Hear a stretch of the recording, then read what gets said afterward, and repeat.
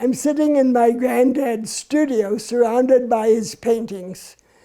I was born in Taos. Well, not exactly in Taos. I was born in Raton because that's where the hospital was at the time. But I think for all intents and purposes, I can say that I was born in Taos. My grandmother had passed away in 1929, and my parents came from New Jersey to take care of Granddad and to help take care of this house.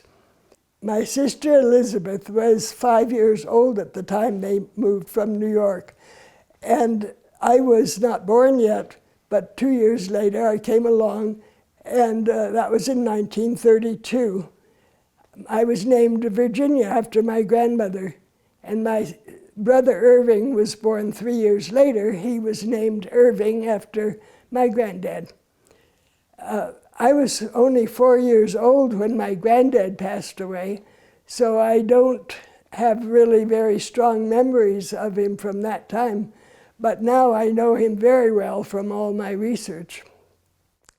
My mother died 2 years after Granddad, and because my father had started to develop his business in New Jersey by that time, my sister and brother and I went to live in La Jolla with my brother's sister, and that's where we went to school in the wintertime.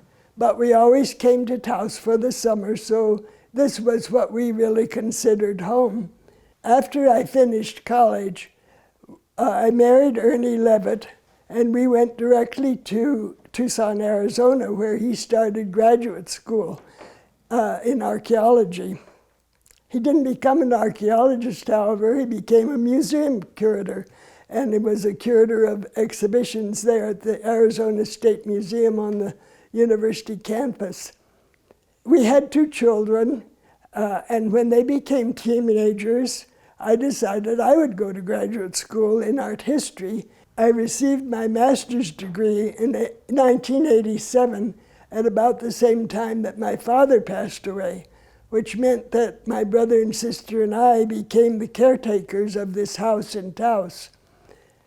After my husband retired from his job at the university, we started coming to Taos 6 months of the year so that we could help take care of this place.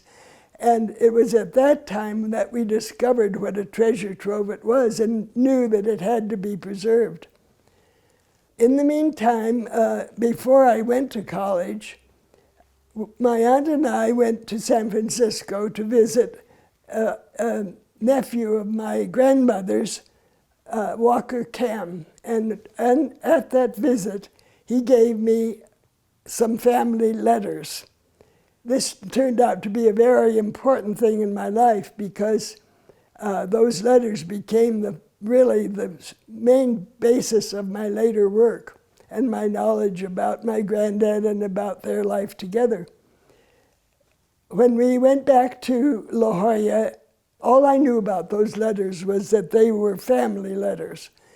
And they were put away in the attic when I went off to college and were really forgotten for a number of years.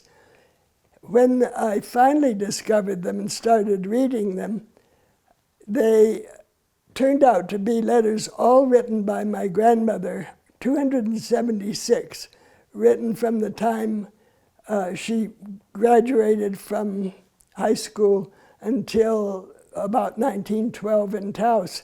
And they covered all the years that they were in Europe together, which was a period that there would have been no other way to really get an intimate picture of what those years were like. It's been obvious for a long time that to the Couse family that this site needed to be preserved. In 2001, with the help of Al Olson, a lawyer for Chicago, the Couse Foundation was formed. And they took over the control of the site in 2012. The future of the Couse-Sharp historic site endures because of the Couse Foundation.